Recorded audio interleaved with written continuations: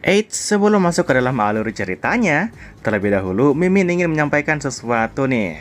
Nah, kabar gembira bagi teman-teman yang ingin menonton novel genre salah paham yang berasal dari Novika. Soalnya Mimin telah mengupload videonya di halaman Traktir Mimin.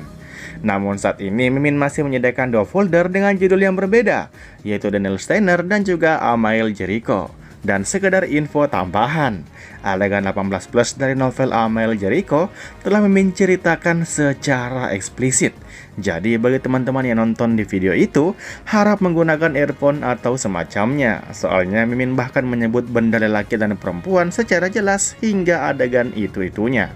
Nah, lantas bagaimana cara mengaksesnya?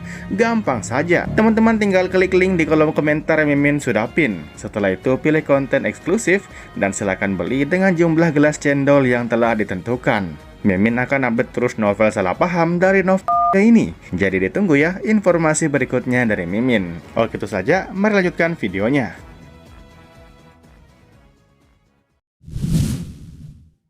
Setelah ilusi berakhir, Subei menarik dirinya keluar dari lumpur ilusion Marash dan duduk di pinggir untuk beristirahat.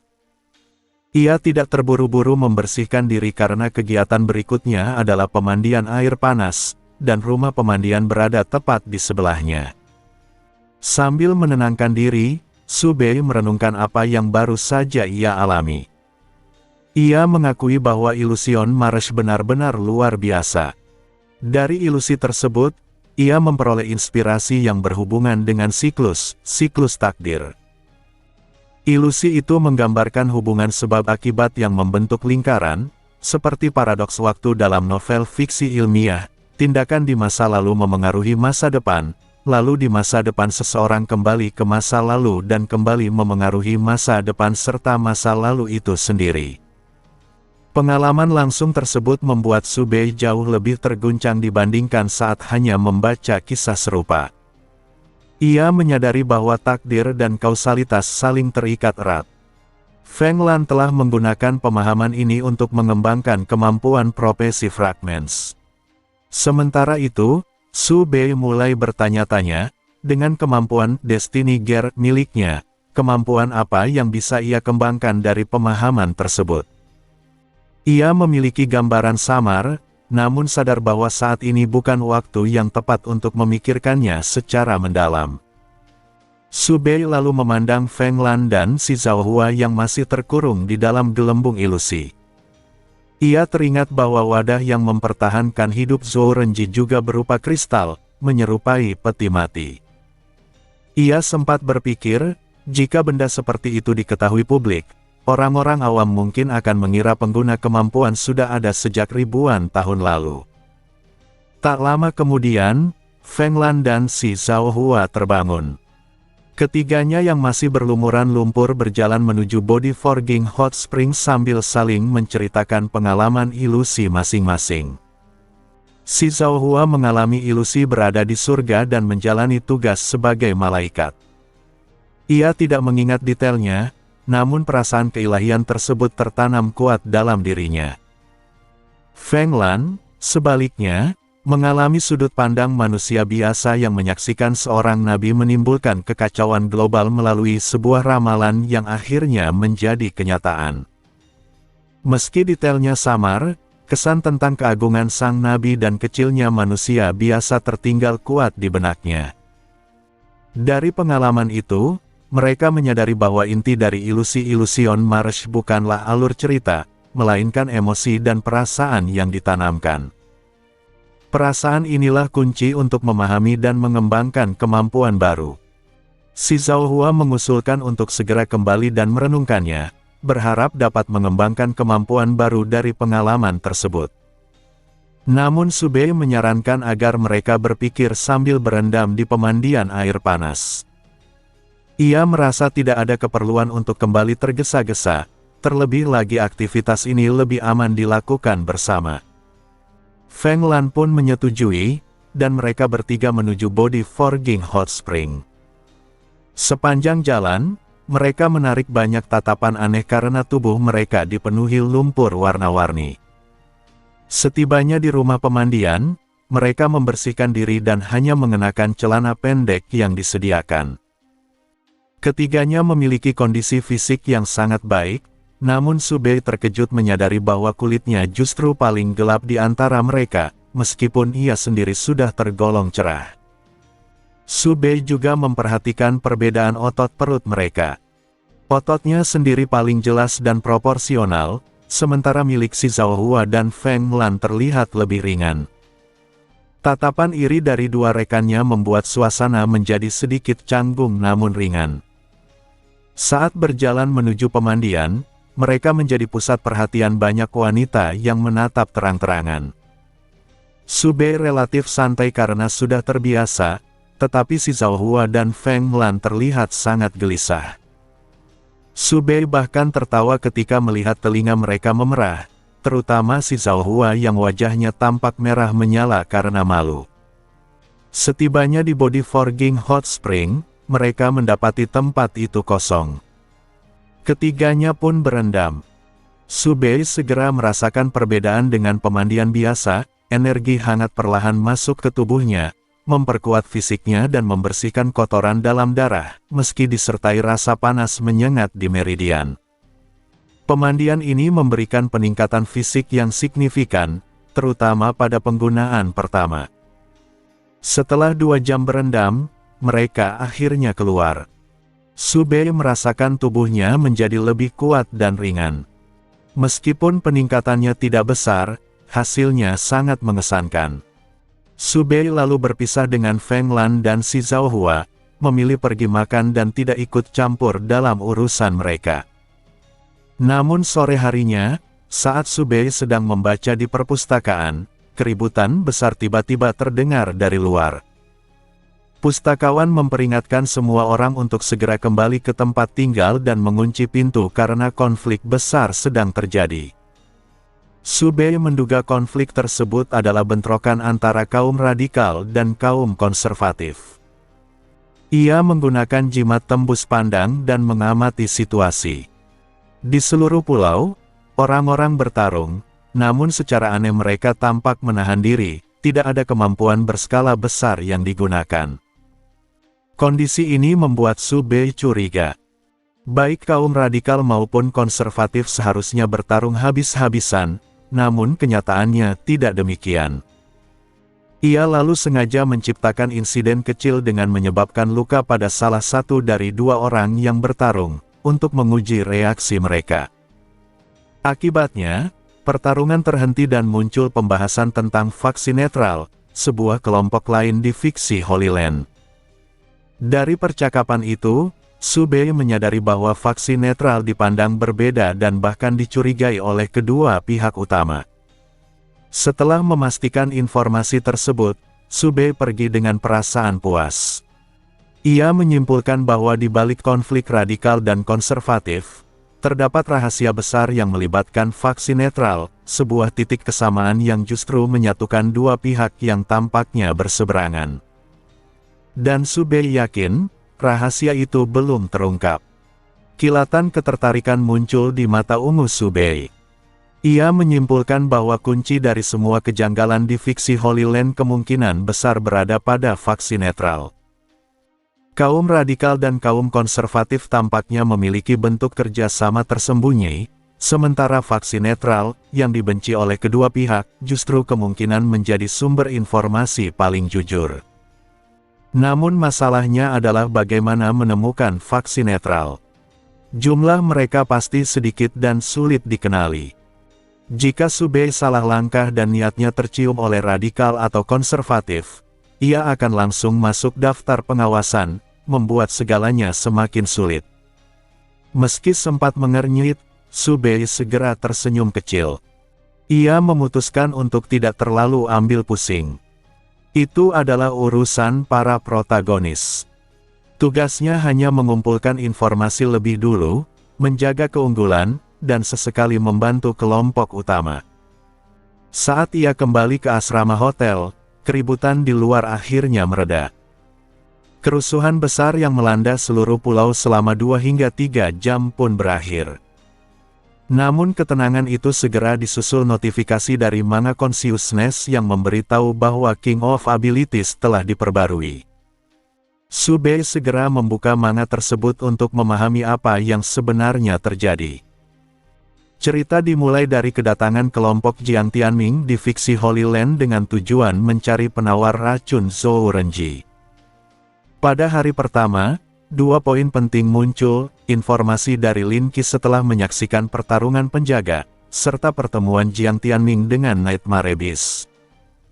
Dari keduanya, baik karakter maupun pembaca sampai pada kesimpulan bahwa kaum radikal ingin bekerja sama dengan Nightmare Beast demi meningkatkan status fiksi Holy Land. Dalam komentar, kaum konservatif digambarkan sebagai pihak yang polos dan tertekan. Namun dengan informasi yang telah Subei ketahui, ia menilai mereka belum tentu benar-benar pihak baik. Alur kemudian beralih ke Mo Xiaotian.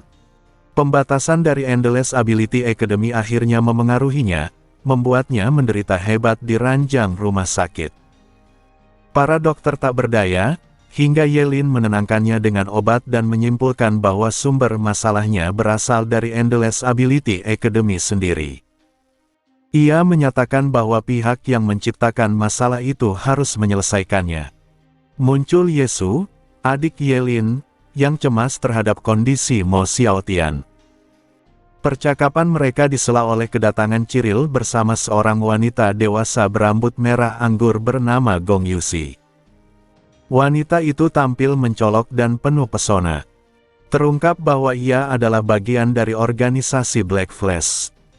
Interaksi antara Ciril dan Gong Yuxi penuh godaan dan sindiran, hingga Gong Yuxi secara langsung meminta Ciril menyelesaikan masalah Mo Xiaotian. Namun Ciril menolaknya dengan santai.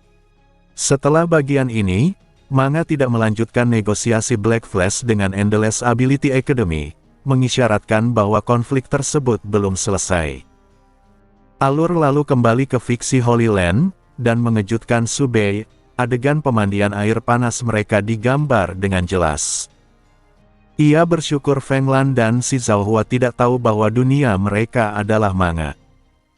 Sementara itu, komentar pembaca dengan gamblang membahas fisik mereka, dengan Subei diakui memiliki bentuk tubuh terbaik. Setelah itu, manga menjelaskan kronologi kerusuhan pulau. Jiang Tianming dan si Zhaohua memancing konflik di beberapa titik secara terpisah. Namun karena lokasi yang berdekatan, orang-orang yang terpancing bertemu di jalan dan salah mengira pihak lain sebagai musuh, sehingga perkelahian meluas dan akhirnya berubah menjadi konflik berskala pulau. Melihat rangkaian kejadian itu, Subei menyadari bahwa bahkan Jiang Tianming sendiri mungkin tidak menyadari bagaimana kekacauan itu membesar sejauh itu. Ia juga menyadari bahwa manga tidak memberikan petunjuk tentang faksi netral, dan pembaca secara umum menganggap radikal sebagai penjahat dan konservatif sebagai pahlawan. Melihat celah ini, Subei memutuskan menggunakan akun forumnya sebagai nabi untuk menanamkan keraguan. Ia menulis sebuah postingan yang menyatakan bahwa kaum konservatif belum tentu pihak baik dan berspekulasi bahwa ada faksi ketiga yang benar-benar benar. Tujuannya adalah membangun kepercayaan penuh pembaca terhadap akun tersebut. Setelah menutup manga, Subei memeriksa pesan-pesan yang tertunda. Ai Baozu, Mu Tieren, dan Ling Yu menanyakan keberadaannya dan meminta berkumpul demi keselamatan. Subei membalas singkat bahwa ia sudah kembali, sementara Feng Lan dan yang lain menyusul. Percakapan berlanjut santai, termasuk perubahan nama pengguna Mu Tieren, sebelum Subei menutup obrolan. Dari jendela hotel, ia mengamati para wisatawan yang mulai keluar setelah konflik mereda. Ia menggunakan kemampuannya untuk memastikan tidak ada anomali takdir sebelum melihat Jiang Tianming dan kelompoknya kembali. Ketika mereka berkumpul, Jiang Tianming menjelaskan bahwa para pemimpin fiksi Holy Land akhirnya mengakui keberadaan dua faksi, namun tetap tidak menyudutkan kaum radikal. Mereka menyebut konflik itu sebagai bentrokan ideologi yang rutin terjadi, bahkan menawarkan kompensasi bagi wisatawan. Akhirnya, Ai Baozu mengungkap alasan utama ia memanggil semua orang. Ia menunjukkan sebuah jam tangan kemampuan yang memantau kondisi fisiknya. Selama berada di fiksi Holy Land, statistik fisiknya terus menurun 1 poin setiap jam, perlahan, konsisten, dan tidak wajar. Ia yakin jam itu tidak rusak, dan menyimpulkan bahwa ada sesuatu yang salah dengan fiksi Holy Land itu sendiri. Kecurigaan pun menguat. Sesuatu di pulau ini secara diam-diam menggerogoti semua orang. Mendengar temuan Ai Baozu, Feng Lan dan Si Zhaohua segera mengeluarkan item serupa yang mereka miliki untuk melakukan pengujian. Sambil menunggu hasil, kelompok itu tidak tinggal diam dan mulai membahas situasi berdasarkan data yang sudah ada. Pengujian tersebut lebih bersifat kehati-hatian tambahan, karena mereka pada dasarnya sudah mempercayai penilaian Ai Baozu. Jika benar statistik fisik terus menurun selama berada di fiksi Holy Land, maka situasinya menjadi sangat mencurigakan. Penurunan 1 poin per jam memang tidak signifikan bagi pengguna kemampuan. Berendam di pemandian air panas atau berlatih di Gravity Beach saja sudah cukup untuk memulihkannya. Namun masalahnya adalah tidak ada tempat normal yang menyebabkan penurunan statistik secara pasif seperti ini. Fiksi Holy Land menerima jumlah pengunjung yang sangat besar setiap tahun. Jika satu orang kehilangan 24 poin per hari, dampaknya kecil. Namun jika ribuan atau puluhan ribu orang mengalaminya, akumulasinya menjadi sangat mengerikan.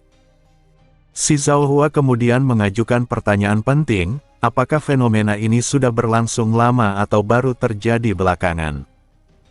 Jika sudah lama, mungkin ini adalah efek samping alami dari lingkungan fiksi Holy Land pasca jatuhnya meteorit. Pulau itu memang memperoleh banyak keuntungan luar biasa, jadi masuk akal jika ada efek negatif tersembunyi. Dalam kasus ini, menutup-nutupinya demi reputasi masih bisa dimengerti. Namun jika ini adalah fenomena baru, maka kecurigaan otomatis mengarah pada kaum radikal. Menguras statistik pengguna kemampuan, bekerja sama dengan Nightmare Beast, semua ini mengisyaratkan rencana besar yang jelas berbahaya bagi manusia. Mu Tieren menilai hampir mustahil melacak sumbernya, karena penurunannya terlalu kecil untuk disadari kebanyakan orang. Tanpa kesadaran massal, tidak ada cara mudah menemukan penyebabnya. Jiang Tianming kemudian mengemukakan solusi. Wisatawan mungkin tidak tahu, tetapi penduduk asli fiksi Holy Land pasti tahu. Baik kaum radikal maupun konservatif sudah menunjukkan bahwa mereka mengetahui sebagian kebenaran. Maka, cukup mendapatkan pengakuan dari salah satu dari mereka, idealnya dari anggota radikal berpangkat tinggi. Masalahnya adalah bagaimana memaksa mereka bicara jujur sekaligus memastikan mereka tidak membocorkan hal ini setelahnya. Lan Subing mengusulkan penggunaan kemampuan World Spirit untuk memaksa jawaban, selama target memiliki mental energi lebih rendah darinya. Namun ada risiko, jika gagal, situasinya akan menjadi sangat berbahaya. Wu Mingbai lalu mengusulkan agar Ling Yu menggunakan virus sebagai ancaman. Ling Yu mengonfirmasi bahwa ia bisa menggunakan wabah mematikan dengan efek tertunda.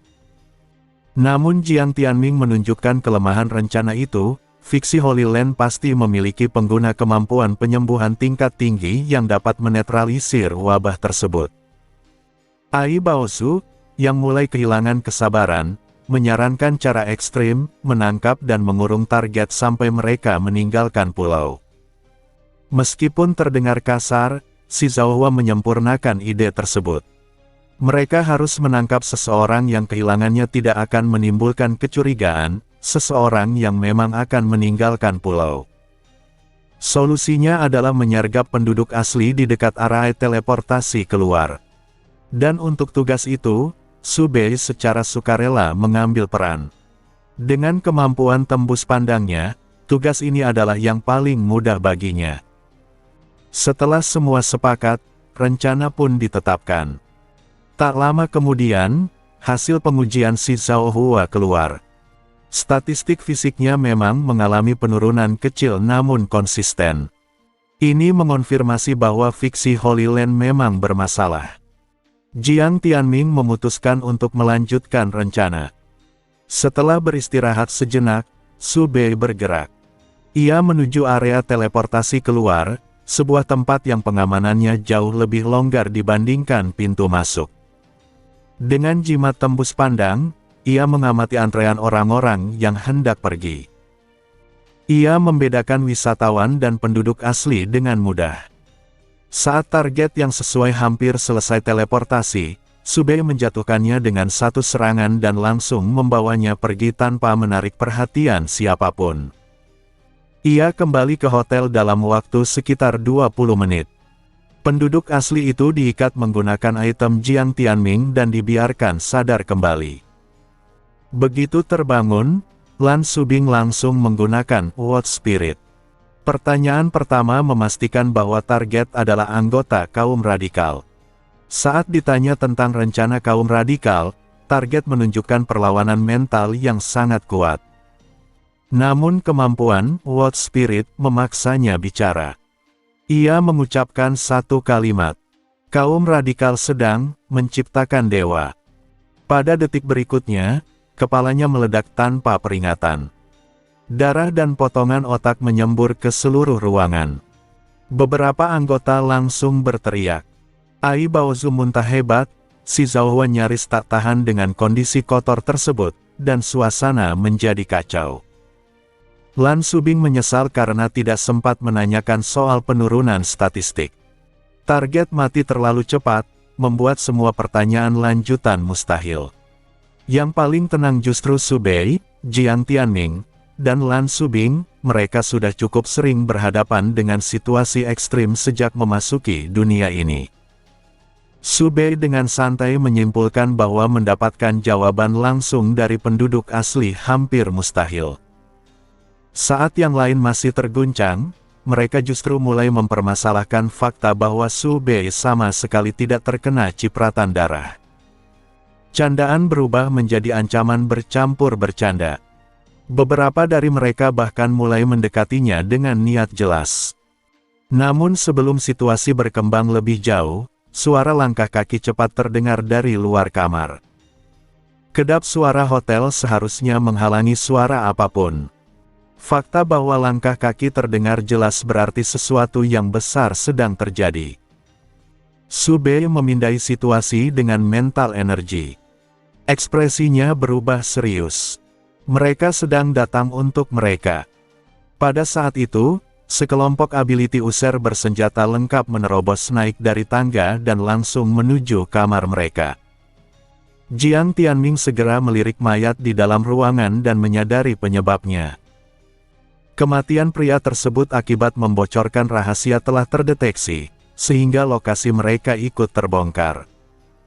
Mereka tidak menyangka bahwa pengkhianatan pria itu bukan hanya memicu kematiannya, tetapi juga mengungkap posisi mereka.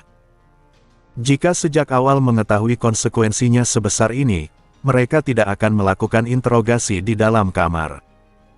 Rangkaian jebakan yang saling terhubung ini membuat mereka benar-benar lengah, menandakan kurangnya kewaspadaan terhadap metode berbasis kemampuan. Namun penyesalan tidak lagi berguna.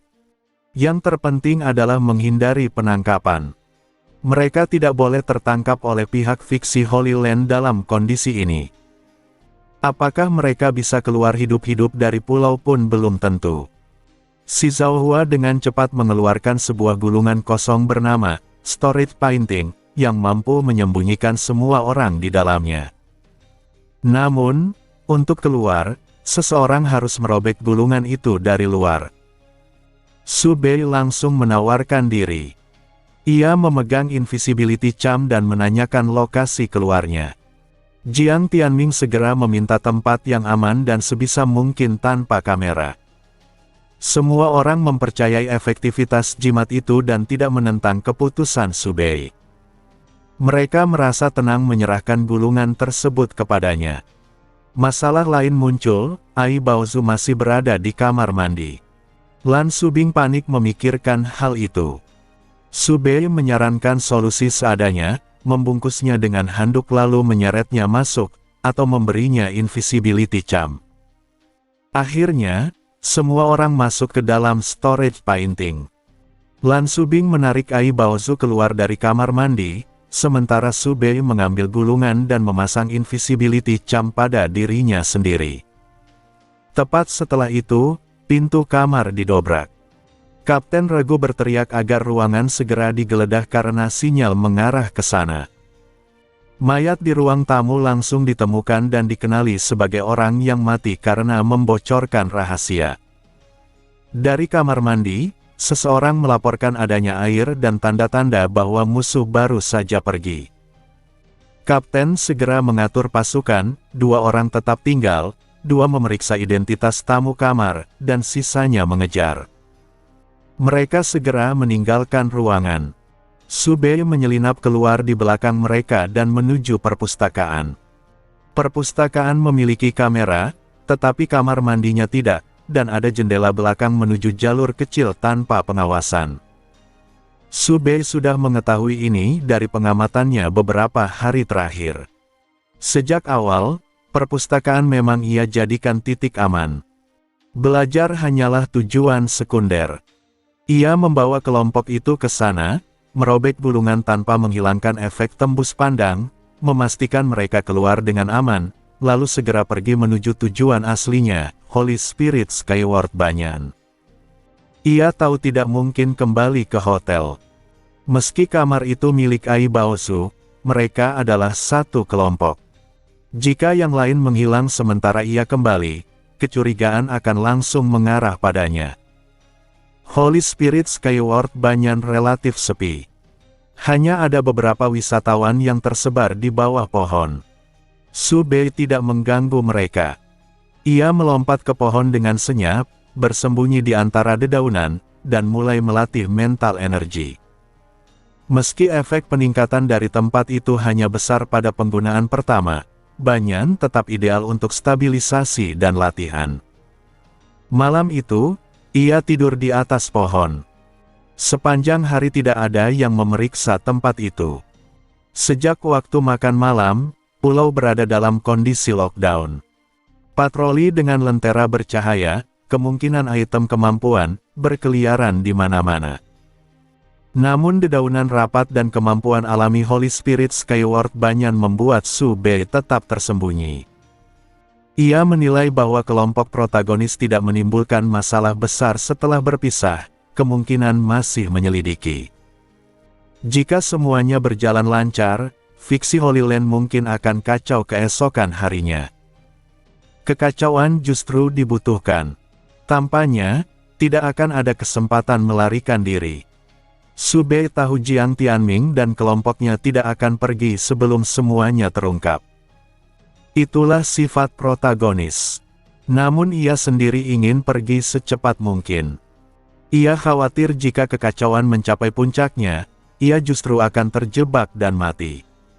Lebih aman pergi lebih awal. Sambil berbaring di pohon, ia memikirkan kata-kata terakhir pria radikal itu, menciptakan dewa.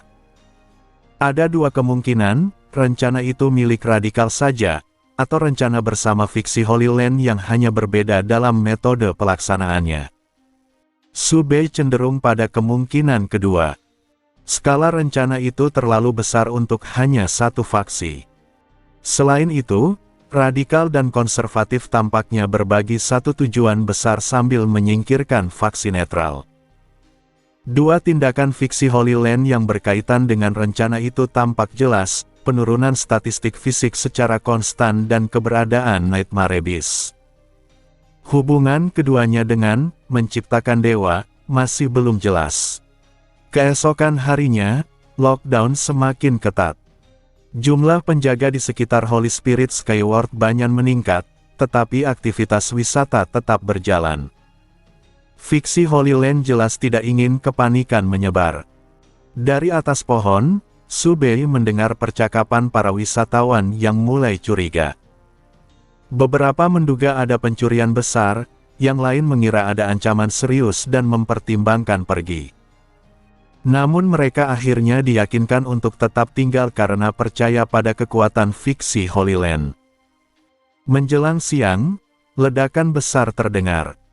Gedung pemerintahan fiksi Holy Land runtuh. Subei langsung mengerti, itu pasti ulah Wu Mingbai. Kekacauan resmi dimulai. Setelah itu, penjaga di sekitar Banyan menghilang, dan pertempuran pecah di seluruh pulau. Bukan hanya kelompok Jiang Tianming melawan penduduk lokal. Beberapa penduduk juga saling bertarung, kemungkinan faksi netral. Nightmare Beast pun ikut turun tangan dan segera menyerang tanpa pandang bulu. Kerja sama mereka dengan manusia runtuh. Manusia yang semula bersekutu dengan Nightmare Beast terkejut oleh pengkhianatan tersebut. Situasi berubah menjadi manusia melawan Nightmare Beast. Semua faksi bersatu. Di tengah kekacauan itu, muncul Nightmare Turtle raksasa, sebesar gunung kecil. Serangan hampir tidak melukainya. Fiksi Holy Land menyadari bahaya dan mencoba meminta bantuan luar, tetapi Nightmare Turtle duduk tepat di atas gereja yang memiliki teleportation array, memutus semua akses masuk dan keluar. Subei yakin inilah saatnya protagonis menyelamatkan keadaan. Ia tidak ikut campur, menunggu dengan aman di pohon. Berdasarkan logika manga, ia memperkirakan pertarungan akan berakhir saat fajar. Ia pun tidur, merasa aman. Namun di tengah tidur, guncangan hebat membangunkannya. Bukan hanya pohon yang berguncang, seluruh pulau bergetar dan mulai miring, seolah akan terbalik dan tenggelam ke Forbidden Sea. Nightmare Turtle telah menghilang. Ini bukan pertanda baik. Menyadari klimaks cerita telah tiba, Subei memutuskan untuk mencari protagonis. Bertindak sendiri terlalu berbahaya. Ia menuju gereja, berharap teleportation array sudah bisa digunakan. Di sana, kerumunan telah berkumpul. Jiang Tianming dan yang lain berada di garis depan. Ekspresi mereka buruk, jelas ada masalah dengan teleportation array. Feng Lan melihat Subei lebih dulu dan memanggil namanya, membuat semua orang menoleh ke arahnya dengan ekspresi terkejut. Subei menerobos kerumunan dan langsung bertanya kepada kelompoknya apakah teleportation array telah rusak. Jiang Tianming mengonfirmasi bahwa Nightmare Beast telah menghancurkannya. Berdasarkan ramalan Feng Lan, pulau akan tenggelam tepat pukul 5 pagi. Subei memeriksa waktu dan mendapati bahwa saat itu sudah pukul 4.30. Mereka hanya memiliki 30 menit untuk melarikan diri. Dengan teleportation array hancur, tidak mungkin membangunnya kembali dalam waktu sesingkat itu. Kerusakan tersebut juga berarti tidak ada bantuan luar yang bisa masuk. Sistem pertahanan yang dulu dibanggakan fiksi Holy Land kini justru menjebak semua orang di dalam pulau. Keputusasaan menyebar. Beberapa orang menangis dan meratap, mengeluhkan nasib mereka yang berakhir tragis meski masih muda dan kaya. Ucapan itu memicu kepanikan massal. Lan Subing menatap Subei dengan tajam dan menanyakan apakah ia bisa mengubah takdir mereka. Kelompok Jiang Tianming, yang mengetahui kemampuan Subei, langsung menaruh harapan padanya. Subei mengaktifkan kemampuannya dan memeriksa destiny compass semua orang, lalu segera menolak kemungkinan tersebut. Tidak seperti Nightmare Beast yang memiliki takdir seragam, manusia memiliki arah takdir yang berbeda-beda. Mengubah semuanya akan menguras mental energi dalam jumlah mustahil. Ia lalu mengalihkan pembicaraan dengan menyarankan bertanya pada All-Knowing Cons, tetapi si Zhao Hua menjelaskan bahwa mereka sudah mencoba dan tidak mendapatkan jawaban. Ai Baozu menyimpulkan bahwa Nightmare Beast itu memang tidak berniat menyelamatkan siapapun. Subei lalu bertanya apa keuntungan baginya jika membantu. Wu Mingbai menyindir bahwa jika tidak membantu, Subei juga akan mati. Namun Subei menyatakan bahwa ia punya cara bertahan sendiri, termasuk item kebangkitan yang bisa ia akses melalui Destiny Organization. Pemimpin faksi netral maju dan menawarkan imbalan berupa status tamu permanen fiksi Holy Land serta permintaan lain yang bisa diajukan Subei. Subei tidak tertarik pada status tersebut dan secara langsung meminta All-Knowing Cons sebagai gantinya. Permintaan itu membuat sang pemimpin ragu karena nilai kons sangat besar. Namun si Zhao Hua menegaskan bahwa tanpa menyelamatkan semua orang, fiksi Holy Land tidak akan bisa bangkit kembali. Pemimpin faksi netral akhirnya menyetujui kesepakatan itu. Su Bei meminta si Zhao Hua membawanya terbang. Dengan sayap putihnya, si Zhao Hua mengangkat Su Bei ke udara tepat saat matahari terbit. Dari atas, Su Bei melihat Destiny Campus milik fiksi Holy Land. Ia mengalihkan takdir pulau itu dengan menggeser penunjuknya ke arah aman, menghabiskan hampir seluruh mental energi miliknya hingga wajahnya memucat. Sebagai penutup, ia menggunakan sisa mental energi untuk mengaktifkan kemampuan instan. Seekor paus raksasa meloncat dari laut dan menghantam sisi pulau yang miring, menyeimbangkannya sebelum kembali ke laut. Pulau pun stabil. Orang-orang menyadari bahwa fiksi Holy Land telah selamat dan bersorak gembira. Paus itu meloncat sekali lagi, menyemburkan air yang membentuk pelangi di bawah cahaya matahari pagi. Si Zhao Hua bertanya apakah semua itu juga ulah Su Bei. Su Bei menjawab bahwa itu adalah pengaturan takdir. Tak lama kemudian, Manga Consciousness memberitahu bahwa manga telah diperbarui. Setelah situasi stabil, teleportation array diperbaiki, dan 2 jam kemudian semua orang meninggalkan fiksi Holy Land dan kembali ke akademi. Ai Baozu dan para gadis langsung kembali ke asrama untuk beristirahat. Mu Tieren memutuskan melaporkan kejadian fiksi Holy Land kepada wali kelas dan pihak berwenang, karena kolaborasi dengan Nightmare Beast tidak bisa dibiarkan. Kelompok laki-laki pun berpisah. Feng Lan menjelaskan bahwa ramalannya memang menunjukkan kehancuran pulau, tetapi Su Bei lah yang mengubah takdir tersebut. Si Zhao Hua memuji kemampuan Su Bei yang luar biasa. Kembali ke kamar, Su Bei langsung tidur karena kelelahan mental. Saat bangun sore hari, ia membaca manga terbaru.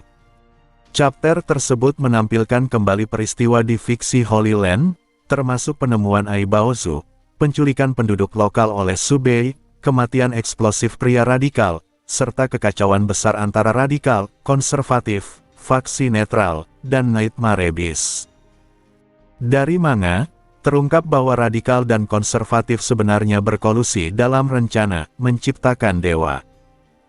Radikal mengumpulkan statistik ability user untuk menciptakan sosok terkuat, sementara konservatif bekerja sama dengan Nightmare Beast agar sosok tersebut tampil sebagai penyelamat dunia. Faksi netral mengetahui semuanya tetapi memilih diam demi keuntungan sendiri. Di tengah pembacaan itu, Su Bei menyadari sesuatu yang janggal. Jiang Tianming menghilang cukup lama dalam alur cerita tanpa penjelasan, lalu muncul kembali seolah tidak terjadi apa-apa. Tidak ada karakter yang mempertanyakannya. Mengingat Jiang Tianming adalah tokoh utama, Su Bei yakin penghilangan ini disengaja oleh autor. Ia pun mulai curiga bahwa di balik kekacauan fiksi Holy Land, ada plot tersembunyi yang melibatkan Jiang Tianming, sesuatu yang belum terungkap. Su Bei akhirnya menyadari alasan hilangnya Jiang Tianming dari alur cerita sebelumnya. Ia teringat pada ability Jiang Tianming, Deat Summon. Sejak liburan musim dingin, setelah mendapatkan 2 ability dari buronan, jumlah ability Jiang Tianming tidak bertambah lagi. Peristiwa di fiksi Holy Land melibatkan banyak kematian ability user, baik dari pihak radikal maupun konservatif yang memang berniat membunuh kelompok Jiang Tianming. Dengan adanya korban jiwa, sangat mungkin ability Jiang Tianming bertambah. Su Bei menyimpulkan bahwa Jiang Tianming kemungkinan menghilang untuk menghabisi musuh atau menyerap ability mereka. Menyerap banyak ability sekaligus seperti makan berlebihan, perlu waktu untuk mencerna. Karena itu, ketidakhadirannya terasa masuk akal. Meski penasaran dengan ability baru Jiang Tianming, Su Bei memilih tidak memposting spekulasinya di akun Propet, karena baru saja meningkatkan eksistensi akun tersebut di chapter sebelumnya. Ia yakin autor tidak akan mengungkap benih plot ini dalam waktu dekat, sehingga ia bisa menunggu kesempatan lain. Bagian selanjutnya dari manga menampilkan peristiwa yang sudah diketahui. Nightmare Beast sempat membantu, lalu berkhianat, sebelum akhirnya dikalahkan. Nightmare Turtle muncul sebagai ancaman terakhir. Untuk melukainya, Jiang Tianming dan Shi Zhaohua menggunakan jurus pamungkas mereka, dikombinasikan dengan item fiksi Holy Land yang menggandakan daya serang. Nightmare Turtle terluka parah, bahkan setengah tubuhnya hancur.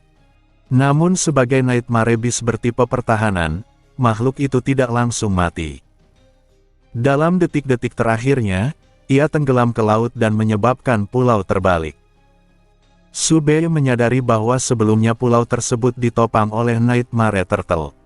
Setelah makhluk itu mati, ketidakseimbangan terjadi dan pulau pun miring. Inilah alasan krisis besar yang hampir menenggelamkan fiksi Holy Land. Intervensi Su Bei untuk menyelamatkan pulau menjadi klimaks komentar di manga.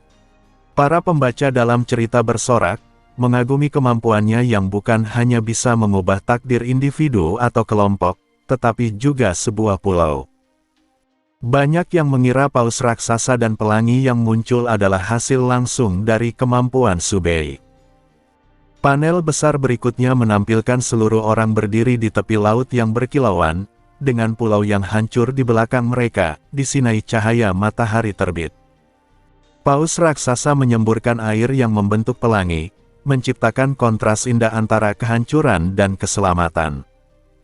Panel terakhir menampilkan dialog Su Bei dan Shi Zhaohua di udara, menandai berakhirnya insiden fiksi Holy Land. Setelah menyelesaikan chapter tersebut, Su Bei merasa puas. Autor tidak menyudutkannya, bahkan menyoroti kontribusinya secara positif. Ia merasa jika perlakuan ini berlanjut, ia tidak keberatan terus berkontribusi. Di forum pembaca, diskusi plot utama tidak terlalu banyak karena ini bukan alur inti. Namun, postingan tentang Jiang Tianming dan Su Bei sangat ramai. Salah satu thread membahas pelangi dan menyimpulkan bahwa Su Bei adalah sosok romantis. Banyak komentar memuji keindahan adegan, membahas paus raksasa, hingga membuat fanart Su Bei sebagai peramal dengan kompas takdir. Meski Su Bei tahu pelangi itu bukan ulahnya, di dalam dunia manga hanyalah kebetulan yang diciptakan autor, ia memilih tidak mempermasalahkannya. Setelah sekian lama disalahkan, ia merasa pantas mencuri sedikit pujian. Setelah menutup forum, Su Bei mengeluarkan All-Knowing Cons, hadiah atas penyelamatan fiksi Holy Land. Benda itu berbentuk kerang hitam seukuran telapak tangan dengan pola spiral ungu gelap. Hanya S-Class dan pemimpin fiksi Holy Land yang tahu bahwa Su Bei memilikinya, dan semuanya telah menandatangani perjanjian kerahasiaan. Su Bei sadar bahwa memiliki harta seperti ini tanpa kekuatan mutlak hanya akan mengundang masalah. Karena itu, ia berencana menyimpannya di gudang Destiny, organisasi intelijen yang ia pimpin, demi keamanan dan potensi keuntungan jangka panjang. Keesokan harinya, kehidupan sekolah kembali berjalan normal. Di kelas, Qi Huang dan yang lain menunggu cerita tentang fiksi Holy Land. Zhou Renji telah pulih sepenuhnya berkat resep penawar dari All-Knowing Cons. Ia berterima kasih dengan tulus dan meminta maaf kepada Wu Mingbai atas kecurigaannya di masa lalu. Ai Baozu dengan bersemangat menceritakan petualangan mereka, membuat yang tidak ikut merasa kagum dan iri. Ai Baozu juga menunjukkan foto pelangi dengan paus raksasa. Qi Huang bahkan bertanya apakah Su Bei bisa mengulanginya, tetapi Su Bei menolak, mengatakan ia tidak mungkin memunculkan paus sesuka hati. Semua orang tertawa. Percakapan kemudian beralih ke laporan Mutieren kepada guru. Saat itu, guru Meng Huai masuk kelas dan langsung menyindir mereka. Ia memarahi kelompok tersebut karena tidak melaporkan bahaya ke akademi, menuduh mereka terlalu suka bermain pahlawan. Jiang Tianming mengakui kesalahan mereka, meski menjelaskan bahwa mereka khawatir akademi tidak akan bertindak tanpa bukti.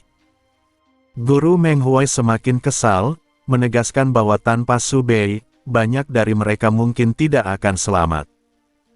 Ia menyinggung bahwa si Zhao Hua, Feng Lan, dan Ai Baozu mungkin bisa selamat karena latar belakang mereka, tetapi yang lain belum tentu.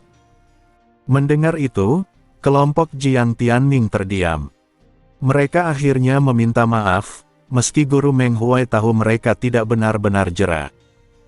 Setelah memarahi mereka hingga puas, Guru Meng Huai mengumumkan bahwa ujian akhir sudah dekat. Ujian akan terdiri dari dua bagian, ujian teori dan ujian ability. Untuk ujian ability, ada kemungkinan mereka akan kembali ke dunia Nightmare Abyss. Yang mengejutkan, hanya kelas mereka yang akan mengikuti ujian bersama para senior, dengan penilaian terpisah dari mahasiswa baru lainnya. Meskipun heran, tidak ada yang berani membantah lebih lanjut. Guru Meng Huai menutup dengan peringatan bahwa nilai ujian teori tidak boleh turun dari sebelumnya. Siapapun yang melanggar akan diwajibkan mengikuti kelas budaya kelas F selama 2 bulan di semester berikutnya. Di Endless Ability Academy, sistem pengajaran dibedakan berdasarkan peringkat kelas. Kelas dengan peringkat rendah menerima lebih banyak pelajaran budaya karena kemampuan mereka tidak cukup untuk bertahan lama di dunia ability, dan sebagian besar dari mereka pada akhirnya akan kembali ke kehidupan biasa. Oleh karena itu, pelajaran budaya menjadi sangat penting bagi masa depan mereka. Saat masih mahasiswa baru, kelas F hampir menghabiskan seluruh hari dengan pelajaran budaya. Setelah 3 tahun, mereka akan kembali mempelajari materi secara serius di tahun terakhir, dengan standar ujian masuk perguruan tinggi yang setara dengan siswa biasa. Ketentuan hukuman dari Guru Meng Huai membuat ekspresi Su Bei mengeras. Ia teringat bahwa pada ujian sebelumnya, ia tampil terlalu menonjol dan bahkan berhasil meraih peringkat kedua, mengalahkan Lan Subing dan beberapa siswa lain.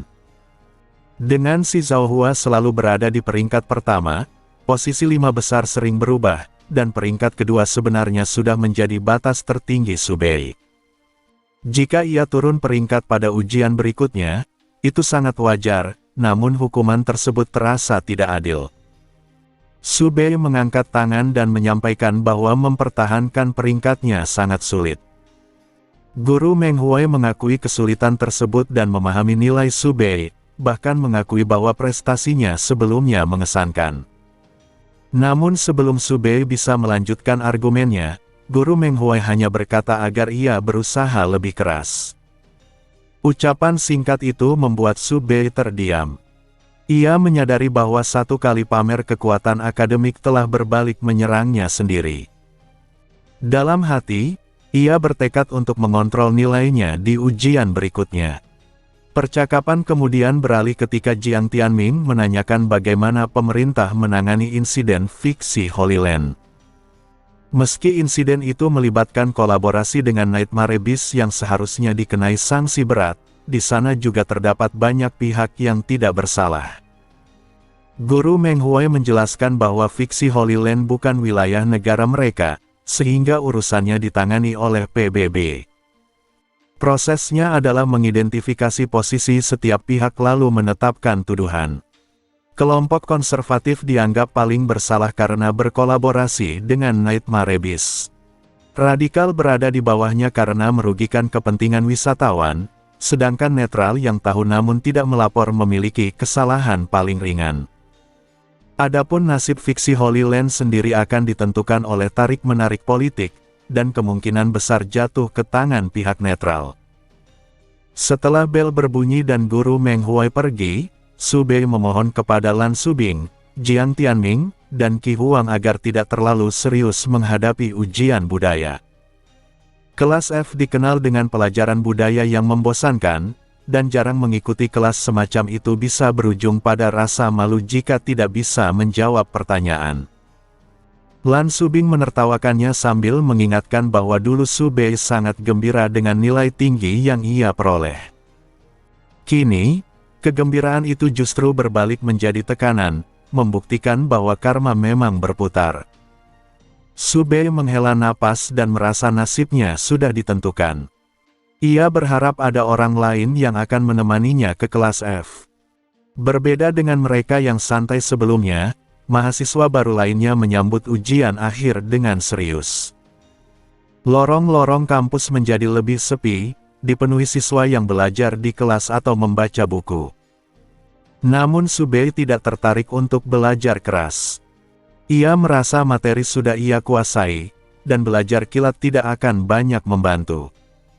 Sebaliknya, Jiang Tianming dan kelompoknya yang memiliki peringkat aman memilih belajar bersama. Ai Baozu bahkan menyewa tutor privat untuk dirinya, si Zhao Hua, dan Zhou Renji. Diam-diam, Ai Baozu juga mengirimkan amplop merah kepada siswa di atas dan di bawah peringkatnya agar bersikap lunak. Feng Lan juga menyewa tutor meski tidak terlalu peduli pada nilai. Qi Huang awalnya ingin belajar sendiri, tetapi akhirnya ikut belajar bersama Feng Lan. Mu Tieren dan Wu Jin belajar bersama dengan serius, memanfaatkan dasar akademik Mu Tieren yang kuat. Zhao Xiaoyu dan Ling Yu mendapat bimbingan khusus dari akademi sebagai kompensasi karena sering melewatkan waktu belajar akibat pelatihan. Di tengah suasana belajar yang intens, hanya Subei dan Li Su yang tampak santai. Subei menanyakan apakah Li Su tidak khawatir, tetapi Li Su menjelaskan bahwa ia melewatkan satu mata pelajaran pada ujian sebelumnya karena demam. Jika kali ini ia mengikuti ujian penuh, nilainya hampir pasti meningkat. Hal itu justru membuat Subei semakin cemas. Ia mempertimbangkan untuk belajar demi ketenangan batin, tetapi akhirnya memutuskan untuk tidak melakukannya. Ujian budaya melarang penggunaan ability, sehingga ia tidak bisa memengaruhi keberuntungan. Selain itu, masuk kelas F tidak sepenuhnya buruk. Para guru biasanya lebih toleran pada siswa S-kelas, dan ia bisa memanfaatkan waktu untuk mempelajari materi destiny. Setelah ujian budaya selesai dan para siswa keluar dari ruang ujian terakhir, mereka membicarakan kapan hasil peringkat akan diumumkan. Si Zhao Hua memperkirakan hasilnya akan keluar sebelum ujian ability. Lan Subing khawatir hal itu memengaruhi kondisi mental siswa, tetapi Qi Huang menganggapnya tidak penting karena mereka adalah ability user. Percakapan kemudian beralih ke bentuk ujian ability. Si Zhao Hua menilai ujian itu tidak akan sesederhana membunuh Nightmare Beast. Qi Huang bertanya apa yang hanya bisa dilakukan di dunia Nightmare Beast, dan pertanyaan itu memicu pemikiran serius dalam diri Subei. Dari sudut pandang manga, Subei menyimpulkan bahwa alur berikutnya kemungkinan besar berkaitan dengan pemusnahan Nightmare Beast secara menyeluruh, yaitu dengan menghilangkan semua fragmen meteor di dunia mereka. Dunia Nightmare Beast adalah lokasi paling masuk akal untuk itu, sehingga ujian akhir menjadi kesempatan ideal untuk memajukan plot tersebut. Hasil ujian budaya pun diumumkan. Subei menempati peringkat ketiga, di bawah si Zhao Hua dan Qi Huang. Ia tersenyum puas karena tahu ia akan masuk kelas F, tetapi tidak sendirian. Lan Subing turun peringkat ke posisi keempat, dan Zhao Xiaoyu juga terlempar ke kelas F karena kesalahan pengisian lembar jawaban. Secara keseluruhan, hasil belajar kelas mereka meningkat, membuktikan efektivitas belajar intensif. Suasana menjadi lebih ringan ketika Jiang Tianming mengalihkan perhatian ke ujian ability yang belum diumumkan detailnya. Mereka akhirnya mengetahui dari senior Mu Yunfan bahwa ujian ability untuk para senior sangat aneh. Setiap tipe ability mendapat tugas berbeda, dengan fokus yang tidak biasa pada ability elemen. Biasanya semua ability elemen diuji bersama, tetapi kali ini dipisah. Subei segera memahami inti sebenarnya bukan pada ability elemen secara umum, melainkan pada pengguna elemen tanah. Fragmen meteor yang menjadi sumber Nightmare Beast berkaitan langsung dengan elemen tanah, sehingga pemisahan ini masuk akal. Hari ujian pun tiba. Semua detail baru diumumkan di lapangan sebelum keberangkatan ke dunia Nightmare Beast. Kehadiran mahasiswa baru bersama para senior mengejutkan banyak orang. Direktur Lee segera memulai proses, dan Lei Zhen membuka gerbang teleportasi ke dunia Nightmare Abyss. Lei Zhen ditunjuk sebagai guru pendamping utama untuk kelompok Jiang Tianming. Ia mengingatkan mereka agar tidak membuat masalah. Karena dunia Nightmare Abyss sangat berbahaya, kematian di sana dapat mengubah ability user menjadi Nightmare Abyss dan banyak item kebangkitan tidak berfungsi, pengawasan ketat dianggap perlu. Saat Zhou Renji dengan percaya diri berkata bahwa ini hanyalah ujian akhir dan tidak akan terjadi apa-apa, Su Bei justru merasakan firasat buruk. Baginya, dunia Nightmare Abyss jauh lebih berbahaya daripada dunia nyata, dan kalimat itu terdengar seperti pertanda bahwa kekacauan besar akan segera terjadi. Berbagai item kebangkitan bekerja dengan cara menangkap jiwa seseorang sebelum menghilang setelah kematian, mereplikasi tubuhnya, lalu memasukkan kembali jiwa tersebut untuk menghidupkannya kembali. Namun, dunia Nightmare Abyss memiliki medan magnet kuat yang dapat mengekstraksi rasa dendam dari jiwa orang yang telah mati, mengubahnya menjadi Nightmare Abyss. Jiwa yang kehilangan dendam menjadi tidak lengkap, sehingga item kebangkitan tidak lagi berfungsi. Item kebangkitan yang dimiliki Su Bei memiliki kelemahan tersebut. Organisasi Destiny memang memiliki item kebangkitan yang tidak terpengaruh oleh masalah ini, tetapi jumlahnya sangat sedikit dan hanya bisa digunakan sekali, sehingga harus disimpan untuk keadaan tertentu. Karena itu, dibandingkan bergantung pada item kebangkitan, Su Bei lebih memilih untuk tidak terlibat masalah di dunia Nightmare Abyss. Saat berada di barisan menuju dunia Nightmare Abyss, Su Bei diam-diam bertanya kepada Lei Zhen apakah ia memiliki item untuk langsung memindahkannya kembali ke akademi. Pertanyaan ini membuat Lei Zhen mengangkat alis, karena Meng Huai sebelumnya telah memperingatkannya untuk mengawasi Su Bei dengan ketat dan segera mengumpulkan seluruh S-Class jika Su Bei tiba-tiba menghilang. Dengan peringatan tersebut, permintaan Su Bei terasa mencurigakan.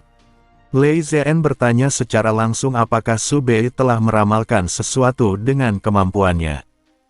Setelah berpikir sejenak, Su Bei menjawab bahwa ujian ini tidak akan berjalan dengan damai. Lei Zhen tidak terlalu terkejut. Membawa begitu banyak pengguna kemampuan pemula ke dunia Nightmare Abyss hampir mustahil berlangsung aman. Untuk ujian akhir ini, Endless Ability Academy telah mempersiapkan segalanya, termasuk berbagai item dan keterlibatan Lei Zhen sendiri. Secara teori, keselamatan para siswa seharusnya terjamin. Namun, sikap Su Bei menunjukkan bahwa bahaya ini akan berdampak langsung pada mereka. Lei Zhen pun bertanya lebih jauh apakah Su Bei bisa melihat bentuk bahaya tersebut atau siapa dalangnya. Su Bei menggeleng, menjelaskan bahwa ia hanya menyimpulkan berdasarkan pola cerita manga. Semua Destiny Campus dalam kondisi normal dan tidak memberi petunjuk apapun, tetapi ia yakin ujian ini tidak akan berjalan mulus. Lei Zhen menghela napas dan akhirnya menyerahkan sebuah kertas bundar kecil dengan formasi di atasnya. Ia menjelaskan bahwa itu adalah item teleportasi buatannya sendiri. Jika disobek, pemakainya akan langsung kembali ke akademi, kecuali ada segel di sekitarnya. Ia juga menjelaskan bahwa alasan ia ikut langsung adalah karena sebagai pengguna kemampuan teleportation, kehadirannya lebih andal daripada item apapun. Lei Zhen ragu apakah perlu membuat item serupa untuk seluruh S-Class, karena item tersebut hanya bisa dibuat satu kali dan membutuhkan banyak waktu serta energi mental. Su Bei langsung menolaknya. Ia menegaskan bahwa tidak perlu membuatkannya untuk yang lain. Jika semua orang memilikinya, item tersebut justru akan menjadi tidak berguna. Hanya item yang langka yang benar-benar bisa berfungsi sebagai jaring pengaman. Menghadapi ekspresi bingung Lei Zhen, Su Bei hanya mengatakan bahwa item itu akan percuma bagi siswa lain. Ia tidak menjelaskan lebih jauh alasannya. Lei Zhen merasakan bahwa Su Bei tidak berbohong dan memilih untuk tidak memaksa penjelasan. Melihat antrean yang bergerak lambat menuju dunia Nightmare Abyss, Lei Zhen menghela napas dan memberi instruksi kepada ketua kelas Mu Tieren agar tetap bersama kelompok setelah masuk. Mu Tieren mengangguk dengan serius dan berjanji menjaga ketertiban. Lei Zhen pun pergi untuk melapor kepada kepala sekolah. Setelah itu, Qi Huang mendekati Su Bei dan bertanya apa yang ia bicarakan dengan guru. Su Bei menjawab santai bahwa ia mengatakan ujian ini tidak akan tenang, lalu menyebutnya sebagai deathmatch di dunia Nightmare Abyss. Ucapannya menarik perhatian semua orang, tetapi ia menolak menjelaskan lebih jauh.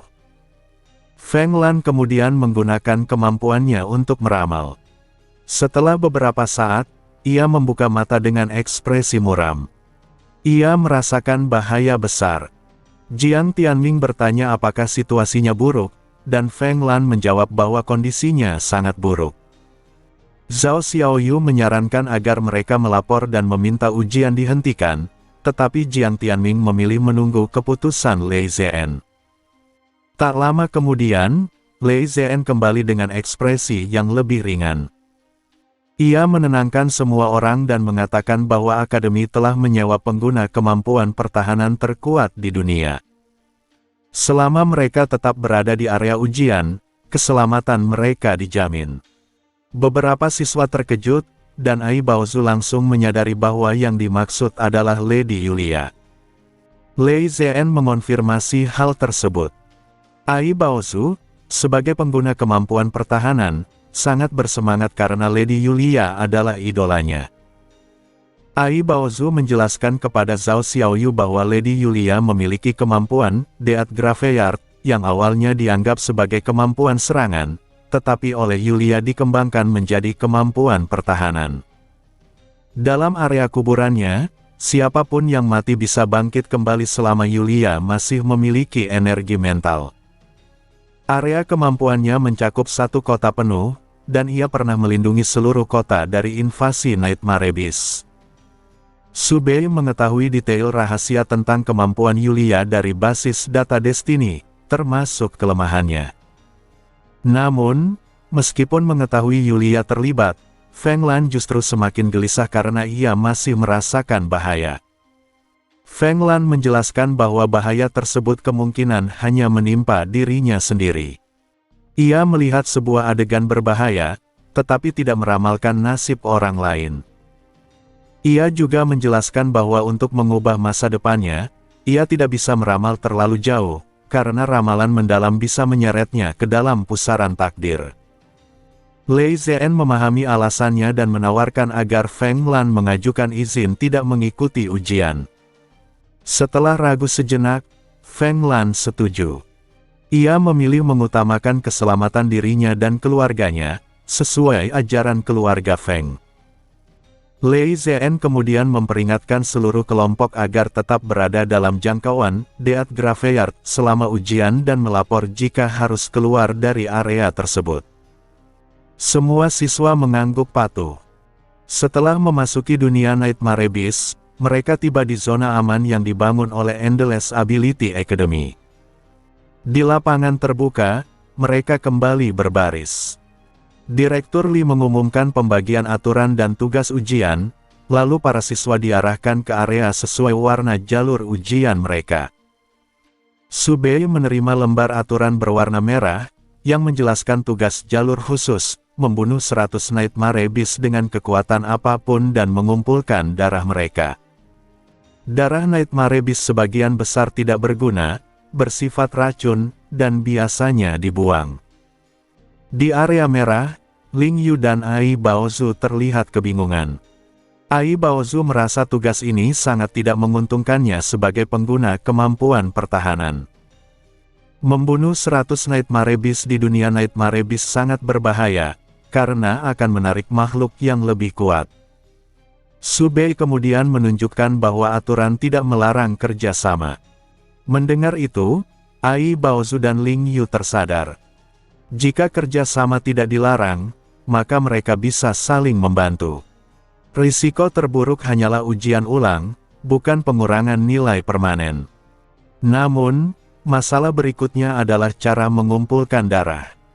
Menguras darah 100 Nightmare Beast secara manual akan sangat merepotkan. Ai Baozu bahkan menyatakan lebih memilih melewatkan ujian daripada harus melakukan hal tersebut satu persatu. Su Bei menyarankan untuk memikirkan wadah terlebih dahulu. Untuk membuktikan tugas, mereka harus membawa darah Nightmare Beast secara fisik, tetapi tidak satu pun dari mereka memiliki wadah sebesar itu. Ide untuk memampatkan darah muncul, meskipun mereka tidak memiliki kemampuan yang sesuai. Dari situ, Su Bei mulai menyadari tujuan sebenarnya dari ujian ini. Endless Ability Academy sedang mengerahkan segala cara untuk mengeliminasi fragmen meteor. Darah Nightmare Beast dan fragmen meteor sepenuhnya berbeda, namun proses mengumpulkan darah dalam jumlah besar tanpa wadah memiliki kemiripan dengan pengumpulan dan pemusnahan fragmen meteor. Keduanya sama-sama melibatkan pengambilan sesuatu yang sulit dikumpulkan. Perbedaannya hanya pada bentuk, satu cairan dan satu padatan, dan karena jalur khusus bukan jalur elemental, pendekatan penyelesaiannya bisa saja serupa. Namun, hal tersebut kemungkinan tidak melibatkan Su Bei dan dua rekannya. Dengan kemampuan mereka, tujuan utama hanyalah lulus ujian. Membantu urusan fragmen meteor bukan prioritas. Karena itu, Su Bei berhenti memikirkan terlalu jauh dan kembali fokus pada cara menyelesaikan ujian. Ai Baozu memutuskan untuk mencari bantuan dari orang lain. Menurutnya, kerja sama 3 orang sudah dianggap kerja sama, begitu pula 10 orang. Ia yakin pasti ada seseorang dengan kemampuan penyimpanan. Jika perlu, ia bersedia membayar. Dengan keyakinan bahwa uang bisa menyelesaikan masalah, Ai Baozu segera bergerak menyusuri kerumunan sebelum ujian dimulai. Su Bei tidak ikut campur dan memilih mengamati sekitar. Ia menyebarkan energi mentalnya secara perlahan tanpa niat menyerang, hanya untuk menjelajah. Mengetahui banyak pengguna energi mental tingkat tinggi berada di tempat itu, ia melakukannya dengan sangat hati-hati. Seperti yang diduga, energi mental Su Bei bersentuhan dengan energi mental lain. Keduanya hanya bersinggungan sesaat di titik pertemuan sebelum energi pihak lain menghilang. Su Bei memahami alasannya, pihak tersebut jauh lebih mahir, mampu meleburkan energinya tanpa jejak dan kemungkinan sudah melacak posisinya. Tak lama kemudian, pemilik energi mental itu, Lady Yulia, mengangkat alis ke arah Direktur Li dan memuji kualitas para siswa akademi, menyebutkan bahwa ia menemukan seorang siswa jalur khusus dengan energi mental tingkat tinggi. Direktur Li langsung menebak bahwa yang dimaksud adalah seorang mahasiswa baru dari S-Class dan memujinya sebagai siswa yang sangat menonjol. Yulia terkejut mengetahui bahwa itu adalah mahasiswa baru, merasa seolah tertinggal zaman. Direktur Li menenangkannya dengan mengatakan bahwa Yulia masih berada di puncak kekuatannya, dan jika orang lain mendengar pengguna Deat Graveyard berkata demikian, mereka akan malu setengah mati. Yulia tertawa puas, menyatakan bahwa persiapan telah selesai dan ia akan memeriksa celah pertahanan. Ia mengingatkan kesepakatan mereka bahwa setelah ujian, Direktur Li harus memberinya laporan tentang temuan Nightmare Beast. Direktur Li menyetujuinya. Sementara itu, sebelum Ai Baozu menemukan rekan kerja sama, guru penanggung jawab jalur khusus tiba dan memerintahkan semua siswa berbaris. Ia menjelaskan bahwa ujian dibatasi pada zona isolasi. Siapapun yang keluar akan langsung didiskualifikasi dan diantar keluar oleh guru. Sebuah alat pemikat Nightmare Beast ditempatkan di tengah area dan tidak boleh dirusak. Setelah memenuhi syarat ujian, siswa harus menyerahkan hasil ujian di titik tersebut dan segera meninggalkan dunia Nightmare Beast. Setelah penjelasan selesai, guru mengaktifkan mesin pemikat dan membubarkan barisan. Para siswa berpencar untuk mengambil posisi terbaik. Sebagian terlihat bersemangat, sementara yang lain cemas memikirkan tugas membunuh 100 Nightmare Beast dan mengumpulkan darahnya. Tak lama kemudian, Ai Baozu kembali dengan seorang senior berambut ungu. Ia memperkenalkannya sebagai Huqin, pemilik kemampuan Storage Grid yang mampu menyimpan darah dalam jumlah besar. Huqin menyapa dengan gugup dan menjelaskan bahwa kemampuannya bersifat seperti data, mirip inventaris dalam game, di mana setiap benda disimpan dalam slot terpisah, sehingga cairan pun bisa disimpan. Masalah berikutnya adalah cara mengeluarkan darah tersebut. Su Bei menjelaskan bahwa darah bisa dikeluarkan sedikit demi sedikit dari setiap slot menggunakan wadah kecil yang ia miliki. Ling Yu baru menyadari kemungkinan ini dan langsung memahami kegunaan Storage Grid. Huqin kemudian mengungkapkan kekhawatirannya karena ia tidak memiliki kemampuan bertarung. Ai Baozu menyatakan bahwa mereka akan menangani jatah 100 Nightmare Beast miliknya, atau jika tidak, ia bisa dibayar. Su Bei dan Ling Yu tidak keberatan. Total target menjadi sekitar 400 Nightmare Beast, jumlah yang masih bisa ditangani. Masalah terakhir adalah cara menguras darah sebanyak itu. Huqin menyarankan untuk memanggil satu temannya lagi yang bisa membantu. Ai Baozu menyetujui, bahkan bersedia membantu jatah temannya tersebut jika perlu. Huqin pun segera pergi memanggilnya. Su Bei bertanya dari kelas mana Huqin berasal, dan Ai Baozu menjawab bahwa ia dari kelas D. Saat itu, debu mulai mengepul di kejauhan, gerombolan Nightmare Beast telah datang, tertarik oleh alat pemikat akademi. Jumlah Nightmare Beast yang muncul sangat banyak. Sebagian besar siswa jalur khusus berasal dari kelas C ke bawah dan tidak memiliki kemampuan menyerang. Ai Baozu mulai khawatir apakah Gorgeous Domain miliknya cukup untuk menjamin keselamatan. Ia berharap Ling Yu bisa menggunakan Plague untuk membersihkan musuh, tetapi Ling Yu menjelaskan bahwa itu sulit karena Nightmare Beast bukan satu spesies. Selain itu, wabah yang terlalu kuat berisiko membahayakan manusia di sekitar. Su Bei juga menambahkan bahwa jika Ling Yu membunuh Nightmare Beast milik siswa lain, kepemilikan nilai akan menjadi masalah. Akhirnya, mereka memutuskan bertarung secara normal. Tanpa menunggu Huqin kembali, Su Bei dan Ling Yu langsung turun ke medan tempur.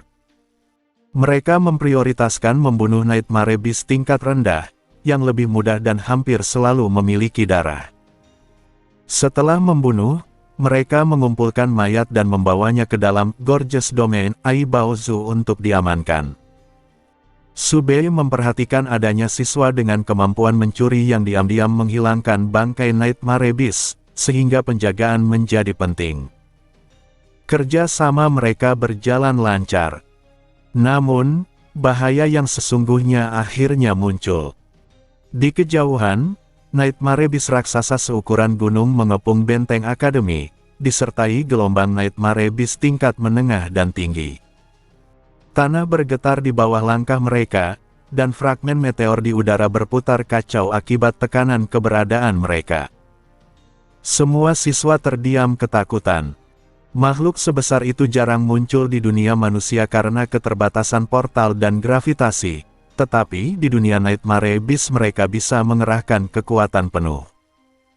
Jelas terlihat bahwa para Nightmare Beast tingkat tinggi bersatu untuk menyerang Endless Ability Academy, tergiur oleh jumlah besar pengguna kemampuan. Su Bei menyadari bahwa jika pertahanan akademi runtuh, hampir semua siswa akan mati. Namun, ia juga menilai bahwa cerita ini belum mendekati akhir, sehingga akademi kemungkinan besar akan bertahan. Tak lama kemudian, penghalang warna-warni muncul mengelilingi Death Graveyard, dan para pengguna kemampuan pertahanan bersiaga. Direktur Lee mengumumkan melalui pengeras suara bahwa para siswa tidak perlu panik dan harus melanjutkan ujian. Serangan Nightmare Beast adalah bagian dari ujian, untuk menguji kemampuan bertindak di bawah tekanan ekstrim. Akademi akan secara berkala membiarkan gelombang Nightmare Beast masuk. Mendengar itu, Su Bei menyadari ia tidak bisa terus bersembunyi. Ia kembali ke kelompoknya. Ai Baozu langsung menyindir kepergiannya, sementara Ling Yu menatapnya dalam diam. Su Bei menjelaskan bahwa ia hanya mengumpulkan informasi. Ai Baozu memperingatkannya agar tidak menghilang tanpa pemberitahuan lagi. Su Bei berjanji akan memberi peringatan. Ia memeriksa Destiny Campus milik mereka dan melihat semuanya masih dalam kondisi normal. Ia memutuskan tetap melanjutkan ujian sambil menjaga kemampuannya aktif. Gelombang Nightmare Beast pertama berhasil diatasi. Gelombang kedua juga berjalan lancar. Namun, pada gelombang ketiga, insiden yang diperkirakan akhirnya terjadi. Sebuah Nightmare Beast dengan kemampuan perpindahan ruang muncul. Saat pertempuran melawan gelombang kedua Nightmare Beast masih berlangsung, terdengar teriakan keras dari kejauhan. Su Bei langsung menyadari telah terjadi sesuatu. Ia memenggal satu Nightmare Beast menggunakan gear, lalu mundur ke dalam Gorgeous Domain milik Ai Baozu dan menoleh ke arah asal suara teriakan. Berdasarkan ingatannya, arah tersebut adalah area ujian Jiang Tianming. Sesuai reputasi para tokoh utama yang selalu menarik masalah, Su Bei sama sekali tidak terkejut. Ia bertanya-tanya apa yang terjadi dan apakah kejadian itu akan memengaruhi kelompok mereka. Su Bei kembali memeriksa Destiny Campus milik Jiang Tianming dan yang lain. Alisnya terangkat. Dalam sekejap, penunjuk kecil mereka justru bergeser ke kiri, masuk ke kuadran kedua, pertanda keberuntungan yang lebih baik. Hal itu membuat ekspresinya menjadi aneh. Situasi berbahaya tetapi keberuntungan meningkat, sebuah ironi yang sulit dipahami. Ling Yu memperhatikan perubahan ekspresinya dan bertanya dengan suara datar apa yang ia temukan. Tatapan mata ungu mudanya menembus wajah Su Bei, mengulang pertanyaan yang sama. Biasanya Ling Yu jarang berbicara, sehingga sikap ini terasa tidak biasa. Su Bei tersenyum santai dan tidak berniat menjawab serius. Ia hanya mengatakan bahwa mereka sedang beruntung dan tidak terdampak apapun. Ling Yu menyadari ia menghindar dan tidak memaksa, hanya mengangguk pelan. Ai Baozu langsung menegang dan bertanya siapa yang terdampak. Su Bei menjawab dengan nada licik bahwa tentu saja yang terkena adalah mereka yang sial. Meski tidak memahami sepenuhnya maksud sindirannya, Ai Baozu tahu betul siapa yang biasanya paling tidak beruntung, Jiang Tianming. Kelompok Jiang Tianming berada di jalur kontrol, dengan banyak anggota S-Class. Wajah Ai Baozu menggelap dan ia bertanya apakah mereka perlu mengecek. Namun sebelum ia selesai berbicara, guru pengawas ujian menggunakan pengeras suara, memerintahkan semua peserta untuk tetap di tempat dan menunggu. Ujian dihentikan sementara karena akademi sedang melakukan investigasi.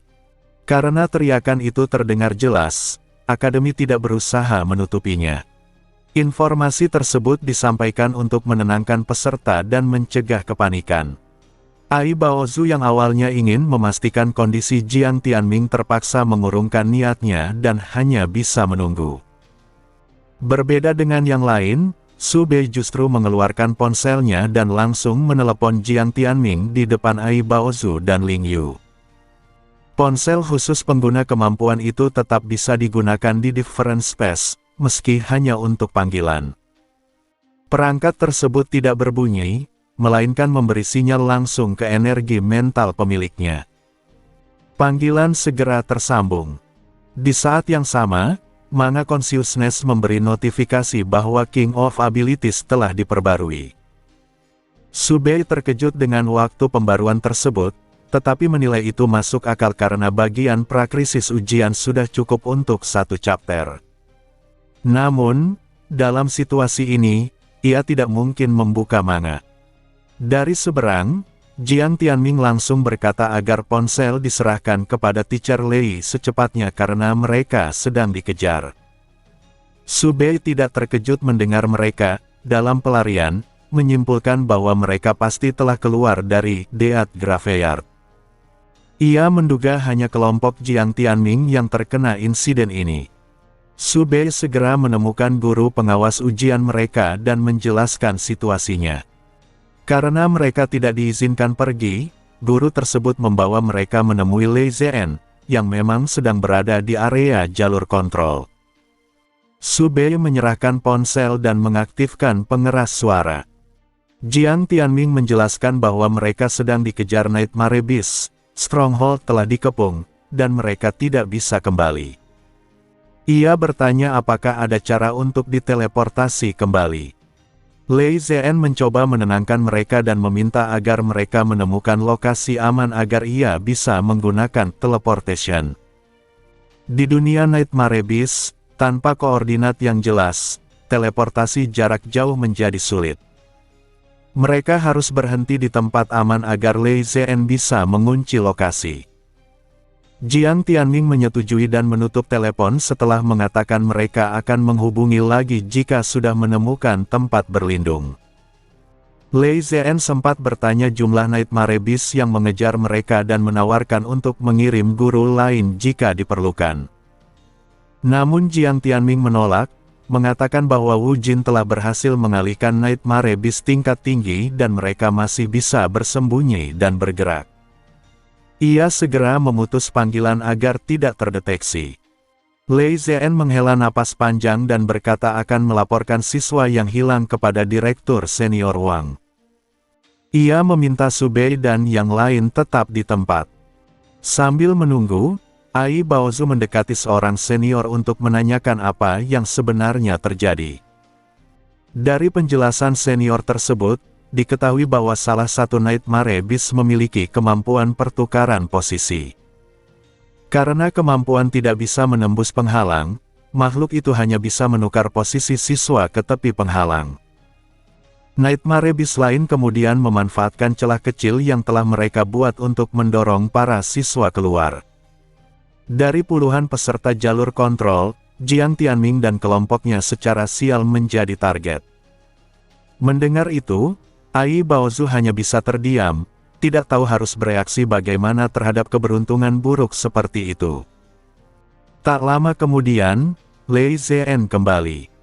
Su Bei meminta agar mereka bergabung dengan siswa S-kelas lainnya yang kemungkinan sedang cemas.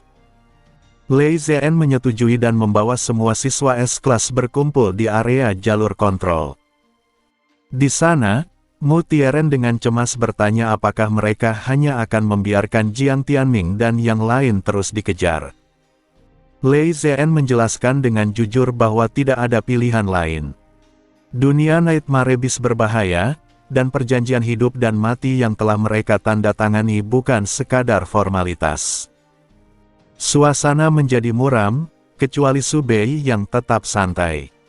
Ia bahkan bertanya pada Wu Mingbai tentang ujian jalur elemental dan apakah ia sudah menyelesaikannya. Sikap santainya membuat Wu Mingbai kesal, tetapi ia justru bertanya dengan cemas apakah Jiang Tianming dan kelompoknya akan baik-baik saja. Su Bei berpura-pura menghitung sebelum menggelengkan kepala, membuat Wu Mingbai panik. Namun kemudian ia menjelaskan bahwa mereka akan baik-baik saja. Meski lega, semua orang merasa kesal dengan cara bicara Su Bei. Lei Zhen bahkan memukul kepalanya dengan kesal, meski mengakui bahwa jaminan itu membuatnya tenang.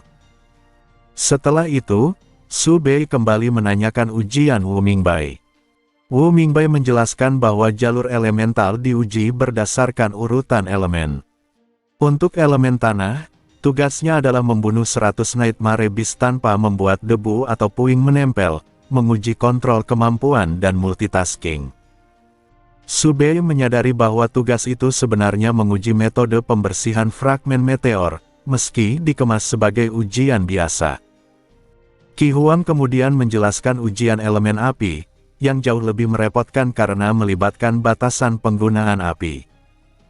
Dari diskusi tersebut, Su Bei menyimpulkan bahwa jalur elemen tanah dan jalur khusus memang paling relevan dengan tujuan tersembunyi akademi.